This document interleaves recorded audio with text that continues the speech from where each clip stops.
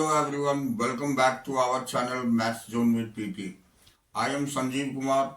Today I want to provide you quick revision notes of class 12, chapter 16 that is environmental issues. तो आइए आज हम आपको chapter 16 class 12 की जो इन्वायरमेंटल इशू है उसकी डिटेल जानकारी देता हूँ। तो आइए स्टार्ट होते हैं अब। हाँ, तो आइए ये आज क्लास 12 बायोलॉजी की क्विक रिवीजन नोट्स जो चैप्टर 16 इन्वायरमेंटल इश्यूज है इसकी डिटेल जानकारी लेते हैं।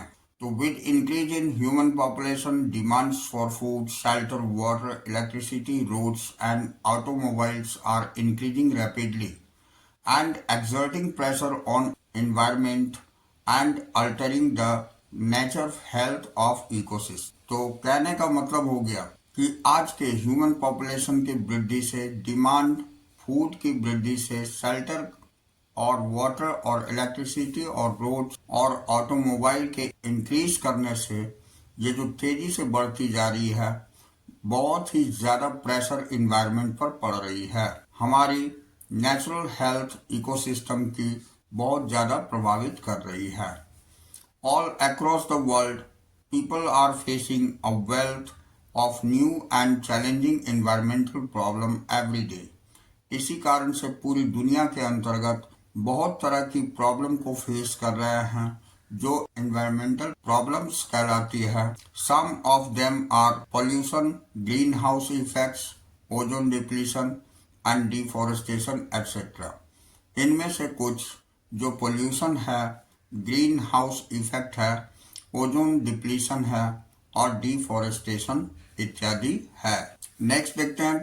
Pollution is undesirable change in physical, chemical and biological properties of air, land and water और soil. The agents which cause undesirable change are called pollutant. कहने का मतलब हो गया कि पोल्यूशन अनडिजायरेबल चेंज हो जाती है हमारी फिजिकल, केमिकल और बायोलॉजिकल प्रॉपर्टीज में, जो एयर में हो जाती है, लैंड में हो जाती है, वाटर में और सॉइल में, ये पोल्यूशन कहलाती है। और वो एजेंट जो अनडिजायरेबल चेंजेस कर देती है उसे हम पोल्यूटेंट्स कहते हैं। अब हम air pollution and it's control देखते हैं। तो air is essential for respiration in all living organisms. Pollutants reduce growth and production of crops as well as premature death of plants. The harmful effects of pollution on all the living organism depends upon। कहने का मतलब हो गया कि air जो कि बहुत ही महत्वपूर्ण होता है रेस्पिरेशन के लिए सारे लिविंग ऑर्गेनिज्म के, तो पॉल्यूटेंट्स जो है ये रिड्यूस करती है ग्रोथ को, प्रोडक्शन ऑफ क्रॉप्स की, और ये प्री मैच्योर डेथ हो जाती है जिससे प्लांट की। ये हार्मफुल इफेक्ट पोल्यूशन का लिविंग ऑर्गेनिजम्स पर पड़ता है और ये हार्मफुल इफेक्ट डिपेंड करती है 3 पॉइंट्स पर, जो कंसंट्रेशन ऑफ पॉल्यूटेंट्स कहलाती है, ड्यूरेशन ऑफ एक्सपोजर कहलाती है एंड ऑर्गेनिज्म इन्वॉल्व कहलाती है। नेक्स्ट हम देखते हैं।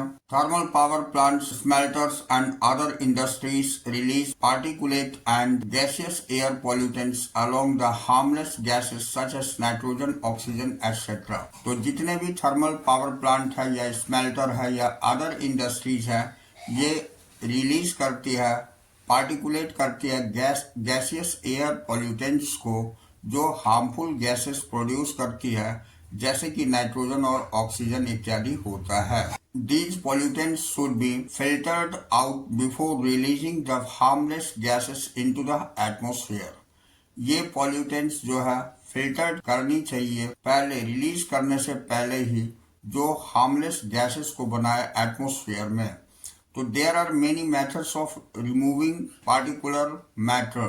The most widely used is electrostatic precipitator। तो इसमें से अधिकांशतः जो यूज करी जाती है वो इलेक्ट्रोस्टैटिक प्रेसिपिटेटर होती है।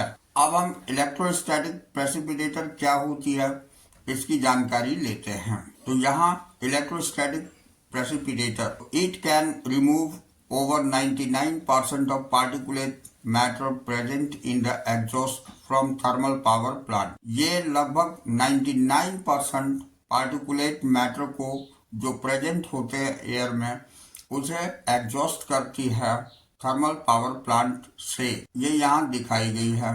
ये स्क्रबर है। यहाँ डेली एयर इसमें से पास आउट होती है। इसमें वाटर लाइन स्प्रे होती है और ये पार्टिकुलेट मैटर्स होते हैं यहाँ पर डाउन हो जाती है और इस तरह क्लीन एयर इससे निकलती है। ये डर्टी एयर जो है ये डिस्चार्ज करी जाती है, जैसे डिस्चार्ज कोरोना वगैरह होती है। ये नेगेटिवली चार्ज वायर होती है इसके अंतर्गत और ये डस्ट पार्टिकल्स भी होते हैं जो कि कलेक्शन प्लेट ग्राउंडेड जो इलेक्ट्रोस्टैटिक प्रेसिपिटेटर होती है उसमें कलेक्ट हो जाती है और क्लीन एयर पास आउट हो जाती है। यही प्रोसेस होती है इलेक्ट्रोस्टैटिक प्रेसिपिटेटर की। अब यहाँ दिया हुआ है it has electrodes wire that are maintained at several thousand volts to produce a corona that release electrons. तो कहने का मतलब हो गया कि इसमें इलेक्ट्रोड वायर्स होती है जो मेंटेन करी जाती है, जिसमें 1000 वोल्ट्स प्रोड्यूस करी जाती है, जिसे हम कोरोना बोलते हैं। वो रिलीज करती है इलेक्ट्रॉन्स को। तो these electrons attach to dust particle, ये इलेक्ट्रॉन्स जो है अटैच हो जाती है डस्ट पार्टिकल के द्वारा, giving them net negative charges, जो नेगेटिव चार्ज प्रोड्यूस करती है। और the collecting plates are grounded and attract the charged dust particles to the clean air can pass through electrostatic precipitator, जिससे कि ये डस्ट पार्टिकल जो है डस्ट प्लेट में आ जाती है, कलेक्टिंग प्लेट में आ जाती है और क्लीन एयर जो है एटमॉस्फेयर में छोड़ दी जाती है इलेक्ट्रोस्टैटिक प्रेसिपिटेटर के द्वारा। अब आगे देखते हैं। A scrubber can remove gases like sulphur dioxide. The exhaust is passed through spray of water or lime। तो कहने का मतलब होता है कि स्क्रबर जो रिमूव करती है गैसेस में सल्फर डाइऑक्साइड को, ये एग्जॉस्ट करी जाती है और पास आउट करी जाती है वाटर और लाइम की स्प्रे से। अब हम इसके अंतर्गत पॉइंट्स देखते हैं। तो इसमें फर्स्ट पॉइंट होता है according to CPCB central pollution control board, ये particulate size less than 2.5 micrometers or less in diameter, that is PM 2.5, cause greatest harm to human health। CPCB के अनुसार पार्टिकुलेट करती है साइज जो 2.5 माइक्रोमीटर से छोटी होती है या जिसकी डायमीटर 2.5 पिकोमीटर होती है, ये कॉज करती है ग्रेटेस्ट हार्म को ह्यूमन हेल्थ के लिए। The fine particle can be inhaled deep into the lungs and can cause breathing and respiratory symptoms, irritations, inflammations and damage to lungs and premature death. कहने का मतलब हो गया जो फाइन पार्टिकल होती है जो सांस के द्वारा अंदर ली जाती है लंग्स में ह्यूमन या किसी भी लिविंग ऑर्गेनिजम्स के द्वारा, वो ब्रीदिंग प्रॉब्लम और रेस्पिरेटरी प्रॉब्लम क्रिएट करती है, जिसमें सिम्टम हो जाती है इरिटेशंस की, इन्फ्लेमेशंस की और इससे लंग्स डैमेज हो जाती है और प्रीमैच्योर डेथ भी हो सकती है। Next point, automobiles are main cause of atmospheric pollution in metro cities. Proper maintenance of automobiles along with use of lead free petrol और diesel can reduce the pollutants they emit.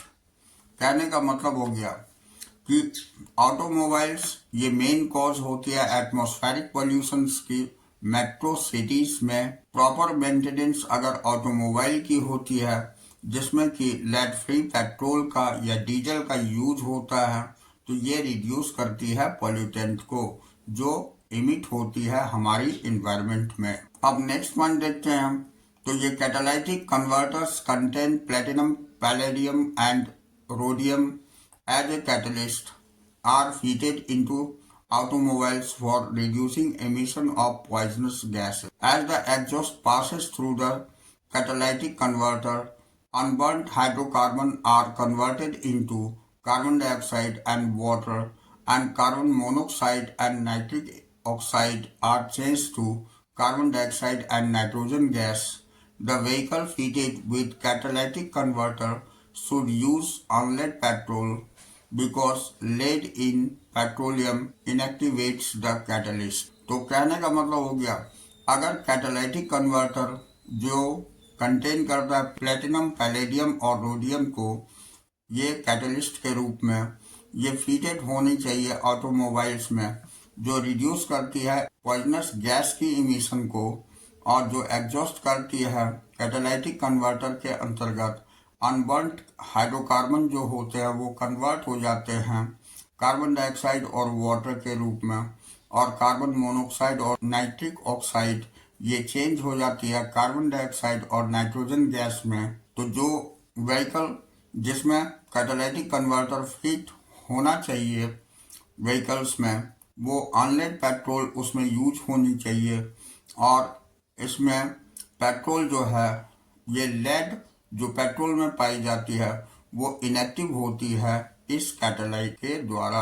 अब next point हम देखते हैं, in Delhi entire fleet of public transport was converted to compressed natural gas. Delhi में ये जो पूरी public transport होती है ये सीएनजी के द्वारा चलती है। Mode of reduce the fast increasing pollution level of metro, जो कि एक साधन होता है ये फास्ट इंक्रीजिंग पॉपुलेशन को रिड्यूस करने के लिए ये मेट्रो में यानी मेट्रोपॉलिटन सिटीज में। तो CNG is better than diesel, CNG better होती है डीजल से, बिकॉज इट इज चीपर, ये सस्ता भी होता है then petrol and diesel, petrol और डीजल से। बर्न कम्प्लीटली, ये कम्प्लीटली बर्न भी होता है यानी पूर्ण रूप से इसका दहन भी होता है, और living any residue can not be adulterate like petrol और डीजल, ये कम्प्लीटली बर्न होने के बाद रेसिड्यू के रूप में कुछ भी नहीं छोड़ता, जिसके कारण ये पेट्रोल और डीजल से अप्रोप्रिएट होता है।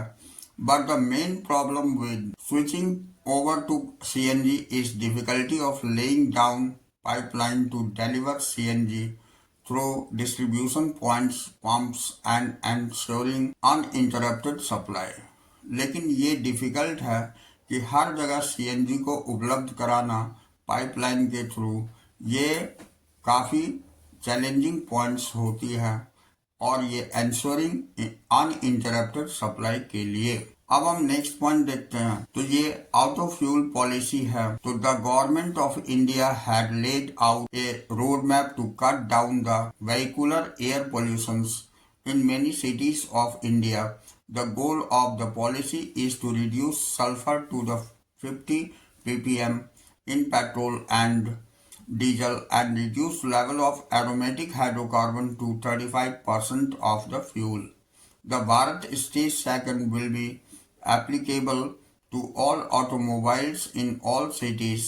April 1st, 2005, the cities like Delhi, Mumbai, Chennai, Kolkata, etc.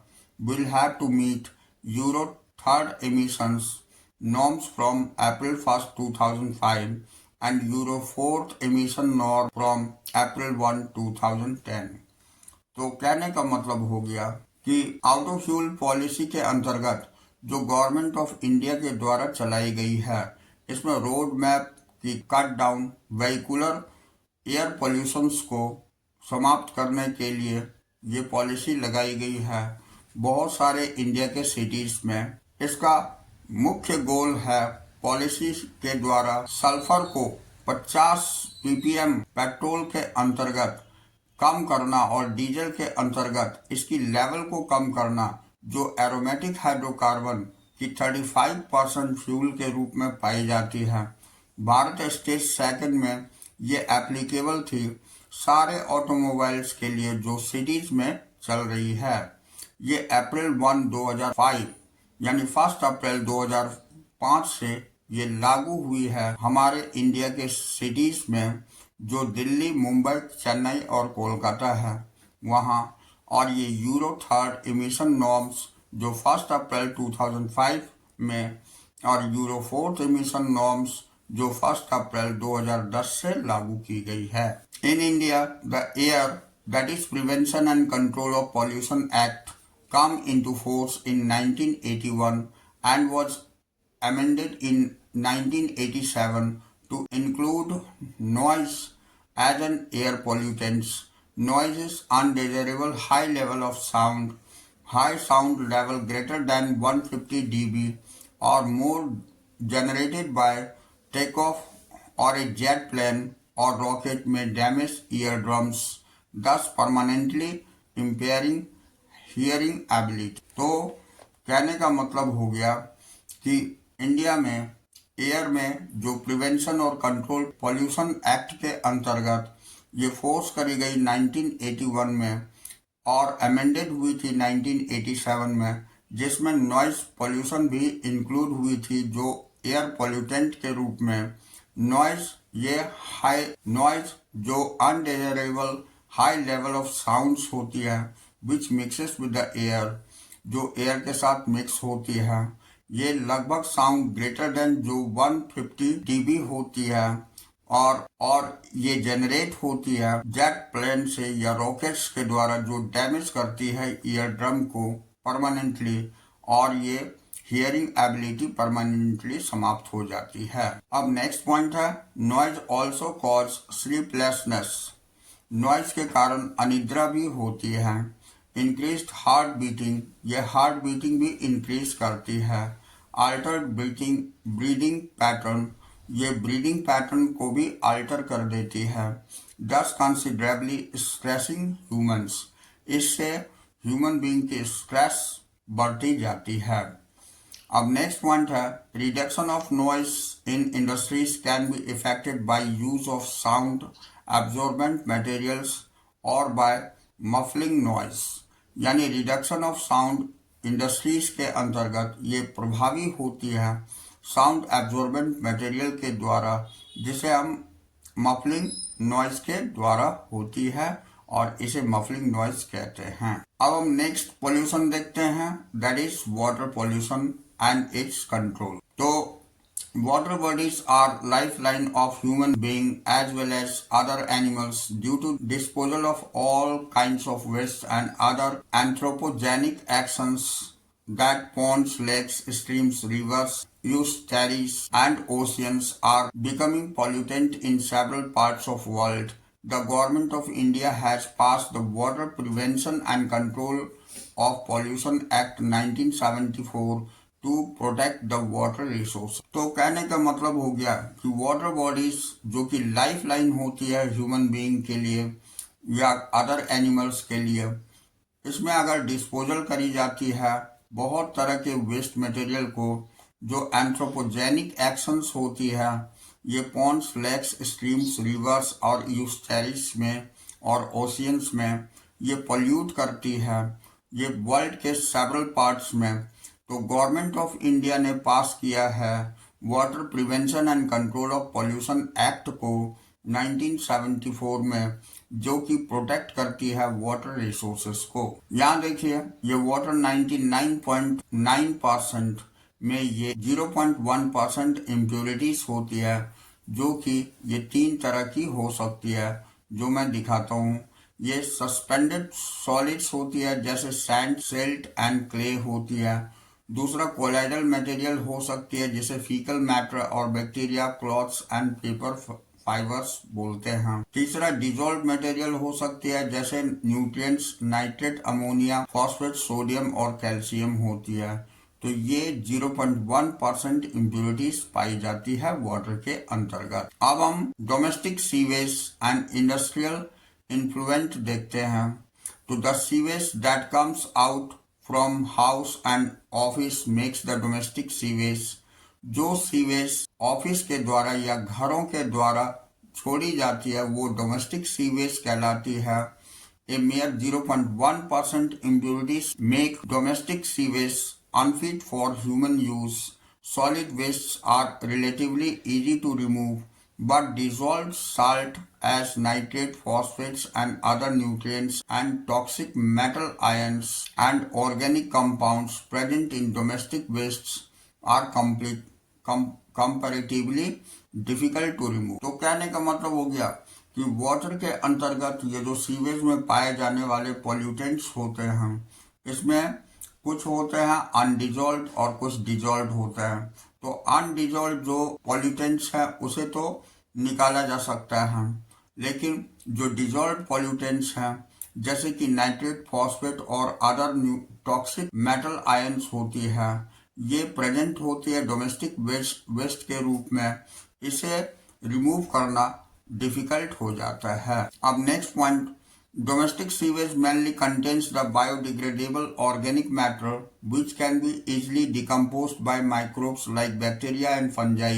They use organic waste as nutrients. तो कहने का मतलब डोमेस्टिक सीवेज के अंतर्गत जो बायोडिग्रेडेबल ऑर्गेनिक मैटर पाए जाते हैं वो इजीली डिकम्पोज कर दी जाती है माइक्रोब्स के द्वारा, जो बैक्टीरिया और फंजाई के द्वारा होती है।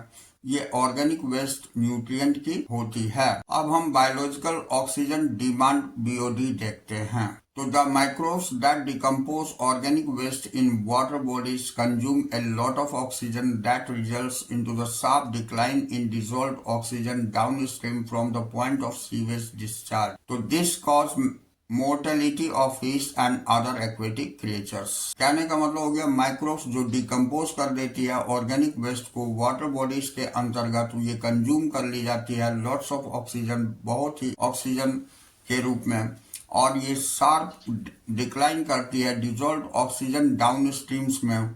ये पॉइंट ऑफ सीवेज डिस्चार्ज के द्वारा होती है। तो ये कॉज करती है मोर्टेलिटी ऑफ फिश। फिश के मोर्टेलिटी का होता है और एक्वेटिक क्रिएचर्स का होता है।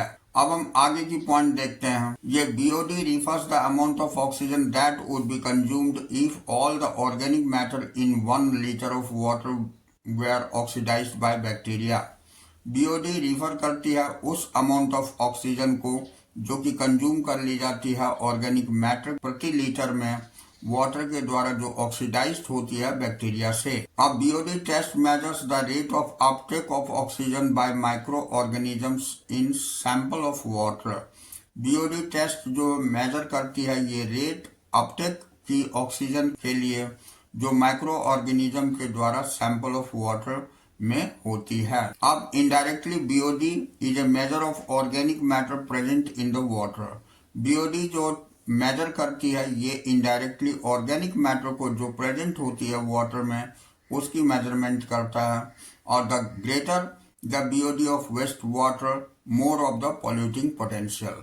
अगर बीओडी ग्रेटर हो जाती है वेस्ट वाटर में तो कहने का मतलब पॉल्यूटिंग पोटेंशियल ज्यादा हो जाती है वाटर के अंतर्गत। ये यहाँ दिखाई गई है, ग्राफिकल रिप्रेजेंटेशन से भी क्लियर करी गई है, जो कि आप यहाँ देख करके समझ। अब हम आगे नेक्स्ट पॉइंट आते हैं, ये एल्गल ब्लूम। तो ये एल्गल ब्लूम क्या है इसकी जानकारी लेते हैं। Presence of large amount of organic nutrients in water causes excessive growth of planktonic और free floating algae called algal bloom. So due to the color of water bodies get changed, this may cause deterioration of water qualities and fish mortality। तो कहने का मतलब हो गया कि ये जो प्रेजेंट होती है ऑर्गेनिक न्यूट्रिएंट की वाटर में, ये एक्सेसिव ग्रोथ इसमें प्लैंक्टोनिक हो जाती है और free floating algal called algal Bloom, जो कि पानी के अंतर्गत फ्री फ्लोट करती है और पानी के सरफेस पर पाई जाती है, जिससे कि पानी की कलर जो है चेंज हो जाती है और ये बहुत ही टॉक्सिक हो जाता है एक्वेटिक एनिमल्स और फिश के लिए, जो फिश मोर्टेलिटी भी कॉज करता है। अब हम नेक्स्ट पॉइंट देखते हैं। ये वाटर हायासिंथ है जिसको हम इकोनिया क्रैसिप्स बोलते हैं। Is the world's most problematic aquatic बीच। They are introduced into India for their beautiful flowers and have caused havoc by their excessive growth by causing blocks in our water bodies. So these weeds is commonly known as terror of Bengal। तो कहने का मतलब हो गया water hyacinth जो होती है world की बहुत ही ज्यादा प्रॉब्लमेटिक एक्वेटिक वीड्स है और ये इंट्रोड्यूस करी गई थी इंडिया में। इसके सुंदर फ्लावर होने की वजह से जो कि एक भयानक एक्सेसिव ग्रोथ हो गई और ब्लॉक वाटर बॉडीज के अंतर्गत हो गई, ये वीड्स कॉमनली इसे टेरर ऑफ बंगाल बोला जाता है। अब हम आगे की पॉइंट देखते हैं। तो ये नेक्स्ट पॉइंट हमारी है बायो मैग्निफिकेशन और बायोलॉजिकल मैग्निफिकेशन। तो इसके अंतर्गत अब डिटेल्स देखते हैं। तो toxic waste present in industrial waste and water from farm house containing pesticides and weedicides enter the food chain of aquatic organisms. The increase of concentration of toxicants at each successive trophic level is called biological magnification. So the most common toxicants that get accumulated at successive trophic level includes DDT and mercury. High concentration of DDT disturb calcium metabolism in birds, which causes thinning of egg cell and their premature breaking, eventually cause decline in birds population. कहने का मतलब हो गया कि ये toxic waste जो present होती है इंडस्ट्रियल वेस्ट के द्वारा वाटर में या फार्म हाउस में जो जहाँ पेस्टिसाइड और वीडीसाइड यूज करी जाती है, ये एंटर होती है फूड चेन एक्वेटिक ऑर्गेनिज्म के अंतर्गत। अब ये इंक्रीज कर देती है कंसंट्रेशन ऑफ टॉक्सिकेंट का, जिसमें सक्सेसिव टॉपिक लेवल पर इसका प्रभाव पड़ता है, जिसे हम बायोलॉजिकल मैग्निफिकेशन बोलते हैं। अब कॉमन टॉक्सिकेंट जो एक्यूमुलेट हो जाती है सक्सेसिव टॉपिक लेवल में वो डीडीटी और मरकरी होती है। अब हाई कंसंट्रेशन डीडीटी की होती है, ये डिस्टर्ब करती है कैल्शियम मेटाबॉलिज्म बर्ड्स में, जिसके कारण से एग सेल जो होती है वो थीन होती है और ये प्रीमेच्योर ब्रेकिंग होने की चांसेस होती है, इवेंचुअली कॉज और डिक्लाइन होती है बर्ड पॉपुलेशन में। तो जैसे कि यहाँ दिखाया गया है, ये fish eating birds DDT 5 ppm है, तो ये लार्ज फिश डीडीटी 2 ppm पाई जाती है। स्मॉल फिश में डीडीटी में 0.5 ppm होती है और जू प्लैंकटन में डीडीटी 0.04 ppm होती है। ये वाटर में डीडीटी 0.003 ppm होती है। तो यानी ये जितने भी डीडीटी के पॉल्यूटेंट्स हैं, ये धीरे धीरे यहाँ वाटर से जू प्लैंकटन में आती है और इससे स्मॉल फिश में जाती है, स्मॉल फिश से लार्ज फिश में जाती है, और ये जो है जब खाए जाते हैं बर्ड्स के द्वारा तो बर्ड में ये प्रॉब्लम होती है, एग सेल कमजोर होती है, जिससे कि बर्ड्स की संख्या में कमी आ जाती है। तो ये आपको दिखाया गया, इसी को हम बायो मैग्निफिकेशन कहते हैं या बायोलॉजिकल मैग्निफिकेशन कहते हैं। अब हम यूट्रोफिकेशंस देखते हैं। तो it is natural ageing of A lake bye biological enrichment of its water. So due to addition of nutrients such as nitrogen and phosphorus that encourage the growth of aquatic organism, the accumulation of organic remains in course of time led to shallowing of lake. So over the centuries of silt and organic debris piles up the bottom of lake and encourage the growth of marsh plant in the shallow and begin to fill the original lake basins. Eventually, large masses of floating plants grows the finally converting into land. तो कहने का मतलब हो गया natural ageing lake की जो biological enrichment के द्वारा होती है वाटर में, तो ये न्यूट्रिएंट के कारण, न्यूट्रिएंट की एडिशन के कारण होती है, जैसे कि नाइट्रोजन और फॉस्फोरस एनकरेज करती है ग्रोथ एक्वेटिक ऑर्गेनिज्म के अंतर्गत एक्यूमुलेट हो जाती है organic remains in the course in the time led, और समय समय पर ये ऑर्गेनिक रिमेन्स जो है ये कोगुलेट होती है लेक्स में over the centuries of silt. लगभग सेंचुरीज ओवर के बाद ये सिल्ट या ऑर्गेनिक डेब्रिस के रूप में ये बॉटम में लेक की लेवल हो जाती है और ये एनकरेज करती है मार्श प्लांट को, और सैलो करने के बाद ये ओरिजिनल लेक बेसिन में जाके जमा हो जाती है, जिससे कि masses of floating plants grow हो जाती है और फाइनली ये कन्वर्ट करती है लैंड को। इस तरह की जो चेंजेस होती है इसे हम यूट्रोफिकेशंस बोलते हैं। The pollutants from man's activity such as effluent from the industries and homes radically accelerate the ageing of lake. This phenomenon is called cultural or accelerated eutrophication. ये जो ह्यूमन बीइंग के द्वारा जो पॉल्यूटेंट होती है जो कि हम इंडस्ट्री और होम्स में यूज करते हैं, इससे भी एजिंग ऑफ लेक्स होती है और ये process cultural or accelerated eutrophication कहलाती है। Main contaminant including nitrates, phosphates and acts as plant nutrients. Main contaminant जो होती है उसके अंतर्गत नाइट्रेट और फॉस्फेट पाई जाती है जो कि प्लांट के लिए न्यूट्रिएंट होती है। तो they increase the growth of algae, इस कारण से एल्गी की ग्रोथ इंक्रीज होती है। और अनसाइटेडली स्कम एंड अनप्लीजेंट ऑडियर, इसकी अनप्लीजेंट ऑडियर हो जाती है। ये डिप्लीटिंग डिजॉल्व ऑक्सीजन, और ये डिजॉल्व ऑक्सीजन को डिप्लीट करती है वाटर में, और ये इंपॉर्टेंट होती है अदर एक्वेटिक लाइफ के लिए। अब हम इंटीग्रेटेड वेस्ट वाटर ट्रीटमेंट देखते हैं। तो ये waste water include sewage can be treated in the integrated way by combining artificial and natural process. An example of such initiative to the town of Arcata, situated along the north coast of California. The native people, in collaboration with Humboldt State University, created an integrated wastewater treatment process within a natural system. The cleaning occurs in two steps. कहने का मतलब हो गया कि integrated waste water treatment जो है बहुत ही अच्छा और पॉल्यूटेंट फ्री करने के लिए, वाटर को इंटीग्रेट करने के लिए नेचुरल प्रोसेस भी है ये और आर्टिफिशियल प्रोसेस भी है। सबसे पहले ये इनिशिएट किया गया था आर्काटा टाउन में, जो कि नॉर्थ कोस्ट कैलिफोर्निया में पाई जाती है। अब यहाँ के नेटिव पीपल कोलैबोरेट किए थे हम्बोल्ट स्टेट यूनिवर्सिटी, जो क्रिएट करी थी इंटीग्रेटेड वेस्ट को वाटर ट्रीटमेंट प्रोसेस के अंतर्गत विद इन नेचुरल सिस्टम। ये नेचुरल सिस्टम के अंतर्गत इसमें जो है फॉलोइंग स्टेप्स होते हैं, दो ही स्टेजेस इसमें पाए जाते हैं। पहला होता है the conventional sedimentation, filtering and chlorine treatment are given.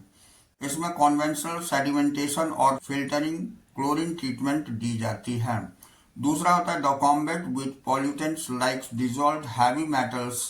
The biologist develop a series of 6 connected marshes over 60 hectares of marshland where plant algae, fungi and bacteria were seeded with neutralize, absorb and assimilate the pollutant। तो दूसरे में ये combat pollutants जो होती है ये dissolve करती है हैवी मेटल्स को।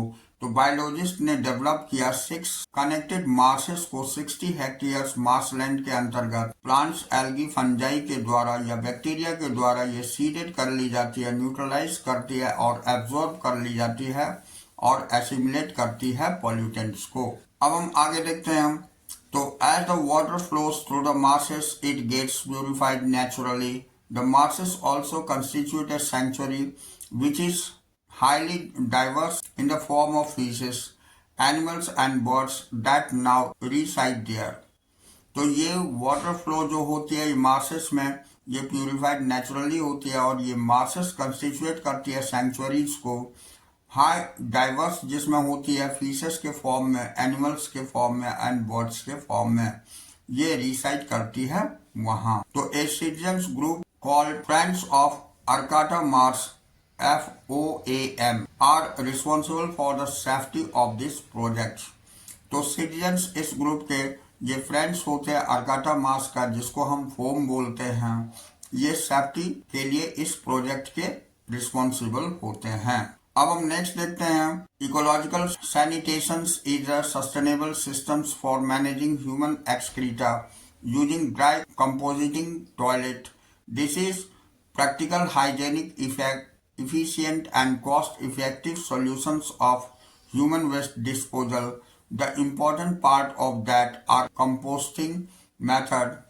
Human excreta are the recycled into natural fertilizer. There are working eco-sand toilet in many areas of Kerala and Sri Lanka। तो कहने का मतलब हो गया कि इकोलॉजिकल सैनिटेशन जो होती है ये सस्टेनेबल सिस्टम होती है मैनेज करने के लिए ह्यूमन एक्सक्रीटा को, जिसमें ड्राई कंपोस्टिंग टॉयलेट में प्रैक्टिकली हाइजेनिक इफिशिएंट बनाया जाता है। इसके अंतर्गत ह्यूमन एक्सक्रीटा जो है वो रिसाइकल्ड होती है और नेचुरल फर्टिलाइजर बनाई जाती है, जिसे हम इकोसैन बोलते हैं टॉयलेट, और ये केरला और श्रीलंका में यूज करी जाती है। अब हम सॉलिड वेस्ट देखते हैं। ये municipal solid waste are waste from home, office, stores, schools, hospital etcetera. तो that are collected and dispose by the municipality. ये जो है कलेक्ट करी जाती है और डिस्पोज करी जाती है, म्यूनिसिपल इसकी करती है। तो it contains paper, food waste, plastics, glass, metals, rubbers, leathers, textile etcetera. Burning reduces the volume of the waste, but the waste generally not burnt to its completions. Open dump over often serve as the breeding ground.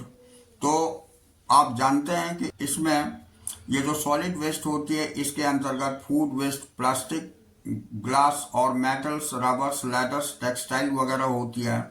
तो burning ये reduce करती है volume of waste को, लेकिन ये completely dump के रूप में, ओपन डंप में हम नहीं कर सकते हैं। ये ब्रीडिंग ग्राउंड में रोडेंट्स के लिए और फ्लाइज के लिए इफेक्टिव होती है।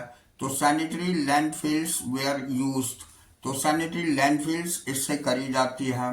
ये सब्स्टिट्यूट है ओपन बर्निंग डंप की, where waste and dumped into the depression and tend to compactions and covered with dirt every day, जहाँ की इन सारे वेस्ट को डंप कर दी जाती है और कवर कर दी जाती है सॉइल से प्रतिदिन। There is a danger seepage of chemicals from the landfills polluting the underground water resources, और इस कारण से ये अंडरग्राउंड वाटर रिसोर्सेस जो है पोल्यूट हो रही है। अब हम म्यूनिसिपल वेस्ट देखते हैं। बायोडिग्रेडेबल वेस्ट, रिसाइकलेबल वेस्ट और नॉन बायोडिग्रेडेबल वेस्ट। इसमें 3 तरह के वेस्ट आते हैं। पहला आता है बायोडिग्रेडेबल वेस्ट, दूसरा रिसाइकलेबल वेस्ट और तीसरा होता है non biodegradable waste. The biodegradable materials can be put and deep pits in the ground and be left for natural breakdown. तो जितने बायोडिग्रेडेबल मटेरियल होते हैं इसको डंप कर दी जाती है गड्ढा करके ग्राउंड में, और इसे नेचुरल ब्रेकडाउन के लिए छोड़ दिया जाता है। Next point, kabadi wallahs and rag pickers do a great job of separation of materials for recycling of different kinds of waste. ये कबाड़ी वाला और रैक पिकर्स जो होते हैं ये एक बड़ा काम करते हैं जिसमें कि मटेरियल्स को ये सेपरेट आउट कर देते हैं डिफरेंट काइंड ऑफ वेस्ट में। नेक्स्ट है पॉलीब्लेंड्स। तो polyblend is the best way to combat with the increasing problems of accumulating plastic waste. It is the fine powder and recycled modified plastic which is mixed with the bitumen, and polyblend and bitumen when used to the road enhance the bitumen's water repellent properties and help to increase road life by the factor of their। polyblend जो होती है ये एक बहुत अच्छा solution है। इसमें plastic की जो वेस्ट मटेरियल होते हैं इसको पाउडर कर दी जाती है और इसे ब्यूटुमेन के द्वारा मिक्स कर दी जाती है, और इससे रोड अगर बनाई जाती है तो ये वाटर के लिए बहुत अच्छा हो जाता है और ये रोड लाइफ को बढ़ाता है। अब हम नेक्स्ट पॉइंट देखते हैं। Hospitals generate hazardous waste of contain disinfections and other chemicals and allows pathogenic microorganisms.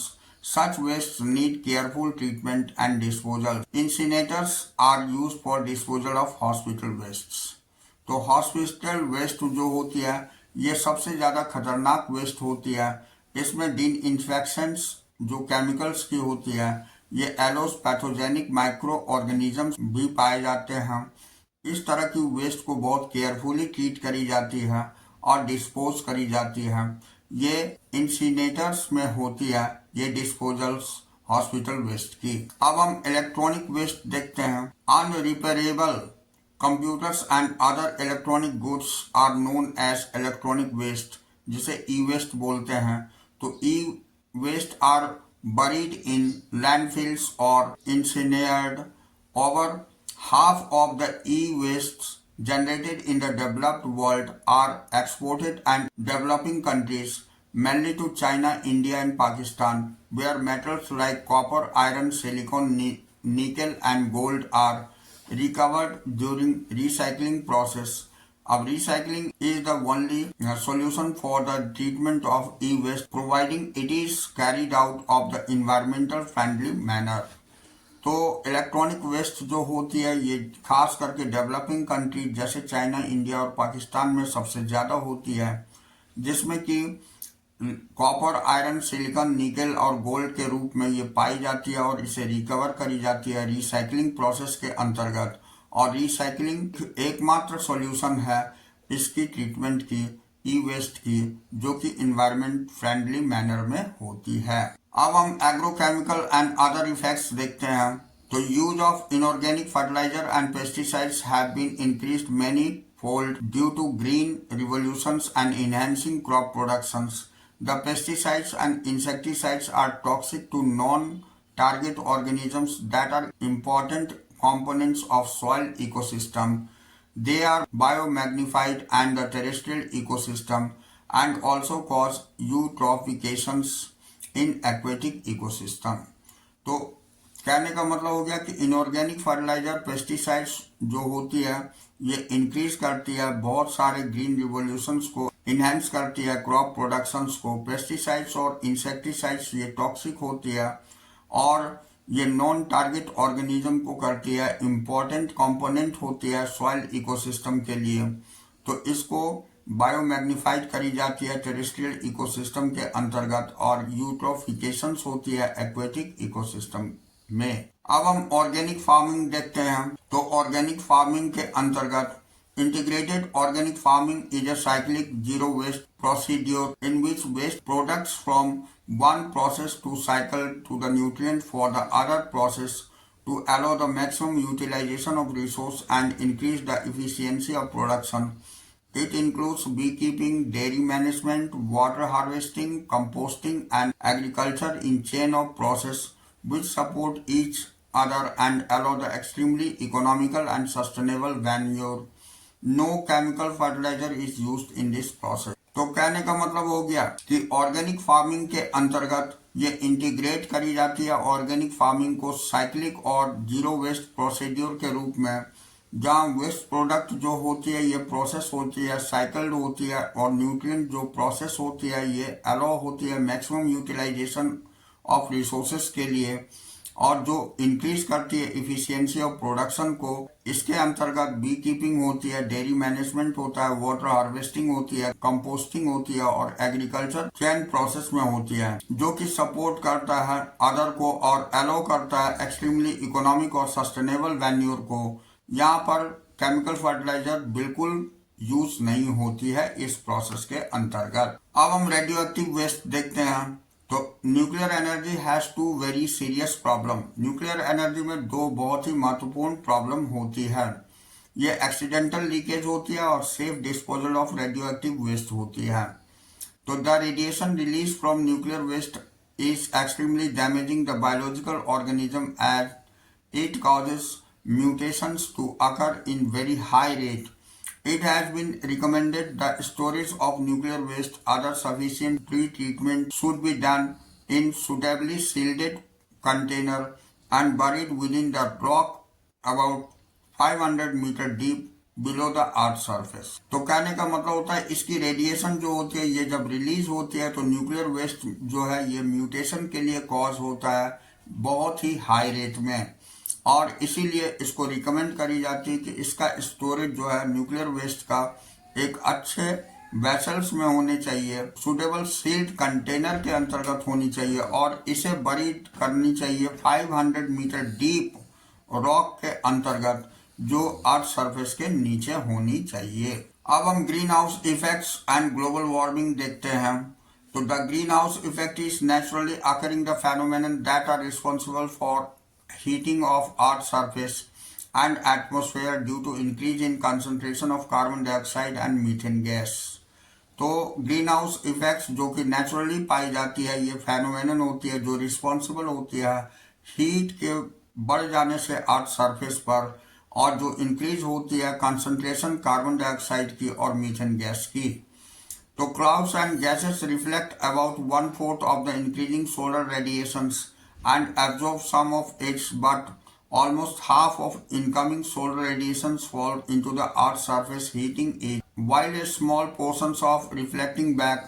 The surface of Earth emits heat in the form of infrared radiations, but part of this does not reflect it back due to greenhouse effects gases and lead the heating of the earth atmosphere, global warming is caused due to the green house effects. कहने का मतलब हो गया जो solar heat होती है ये radiate होती है और हमारे अर्थ सरफेस पर आती है। अर्थ की सरफेस इसे एब्जॉर्ब कर लेती है, इसे कुछ पार्ट में ये रेडिएट करती है जो कि हमारे अर्थ पर ग्लोबल वार्मिंग की कॉज होती है। इसमें CO2 की मात्रा बढ़ जाती है और मीथेन की मात्रा बढ़ जाती है अर्थ सरफेस पर। तो scientist believe that this rise in temperature is leading to harmful changes in the environment. Scientist का ये कहना है कि ये टेम्परेचर जो बढ़ती जा रही है ये हार्मफुल चेंजेस ला सकती है इन्वायरमेंट में, resulting in old climate changes. जैसे कि ओल्ड क्लाइमेट चेंजेस होती है एल नीनो इफेक्ट, जिसे एल नीनो इफेक्ट बोलते हैं, this leading to increasing melting of polar ice caps, जो कि रिजल्ट हो सकती है ये पोलर आइस कैप्स की मेल्ट होने से। अब यहाँ दिखाया गया है ये global warming can be controlled by. Global warming को हम कैसे कंट्रोल कर सकते हैं? तो cutting down use of fossil fuel, ये फॉसिल फ्यूल को कटिंग डाउन करके, improving efficiency of energy uses करके, रिड्यूसिंग डिफॉरेस्टेशन करके, प्लांटिंग ट्रीज करके and slowing down the growth of human populations को करके हम ग्लोबल वार्मिंग को कंट्रोल कर सकते हैं। अब हम ओजोन डिप्लीशन देखते हैं। तो ozone found in the upper part of the atmosphere called stratosphere acts as the shield absorbing ultraviolet radiations from the sun. तो UV rays are highly injurious to living organism. Ozone जो है ये upper part atmosphere में पाई जाती है, जिसे हम stratosphere बोलते हैं। ये एब्जॉर्ब करती है अल्ट्रावायलेट रेडिएशंस को सन के द्वारा जो होती है। ये यूवी रेज हाईली इंजूरियस होती है लिविंग ऑर्गेनिजम्स के लिए। अब the thickness of ozone layer in a column of air from the ground to the top of the atmosphere is measured in term of Dobson units. Ozone layer absorb the harmful UV rays. It causes aging of skin, damage of skin cells, various types of skin cancers in human eyes. Cornea absorb UVB radiations, and high dose UVB causes inflations of cornea called snow blinding, cataract, etc. Such exposure may permanently damage the cornea. तो कहने का मतलब हो गया कि ये thickness ozone layer की ये एयर के अंतर्गत ये ग्राउंड और टॉप ऑफ एटमॉस्फेयर में मेजर करी जाती है। इसे हम डॉप्सन यूनिट बोलते हैं और ओजोन लेयर एब्जॉर्ब हो जाती है हार्मफुल यूवी रेस के द्वारा। ये इसके कारण से एजिंग ऑफ स्किन हो सकती है, डैमेज स्किन सेल की हो सकती है, या वेरियस टाइप्स की स्किन कैंसर हो सकती है, जो कि हमारी कॉर्निया में एब्जॉर्ब होती है। ये यूवीबी रेडिएशंस होती है और हाई डोज यूवीबी रेडिएशंस की इन्फ्लेमेशंस ऑफ कॉर्निया कर सकती है, जो स्नो ब्लाइंडनेस कैटरेक्ट हो सकता है, जिससे कि स्लो ब्लाइंडनेस कैटरेक्ट हो सकती है। और ये एक्सपोजर होता है परमानेंट डैमेज कॉर्निया की हो सकती है इसके द्वारा। तो ये हम chlorofluorocarbon depletion of ozone layer, ये मेन क्लोरोफ्लोरोकार्बन ही होती है जो डिप्लीट करती है ओजोन लेयर को। The part of atmosphere which lesser concentration of ozone is called ozone hole. जिस पार्ट में ये एटमोस्फेयर की ये कंसंट्रेशन ओजोन लेयर की समाप्त हो जाती है उसे हम ओजोन होल बोलते हैं। अब step leading the ozone depletion की स्टेप्स हम देखते हैं। UV rays split CFCs and release atomic chlorine. UV rays split करती है CFCs को, CFCs दैट इज क्लोरोफ्लोरोकार्बन को, और रिलीज करती है एटॉमिक क्लोरीन को। और UV rays also split ozone into oxygen. ये यूवी रेस ओजोन को ऑक्सीजन में स्प्लिट कर देती है। अब chlorine atom trap oxygen atom and ozone is not formed again from oxygen. यानी क्लोरीन एटम जो है ये ट्रैप हो जाती है ऑक्सीजन के द्वारा और दोबारा से ओजोन नहीं बनने दिया जाता है। तो this leads the depletion of ozone in the atmosphere. इसी कारण से डिप्लीशन हो जाती है ओजोन की स्ट्रेटोस्फेयर में। अब हम नेक्स्ट वन देखते हैं deforestation. It is the conversion of forested areas in non-forested one due to the human activities like slash and burn agriculture, also called झूम cultivations, where farmers cut down trees and burn the plant remains. Ash is used to the fertilizer and land is then used to the farming or cattle grazing. Use the fertilizer and cutting of trees for industries and residential use.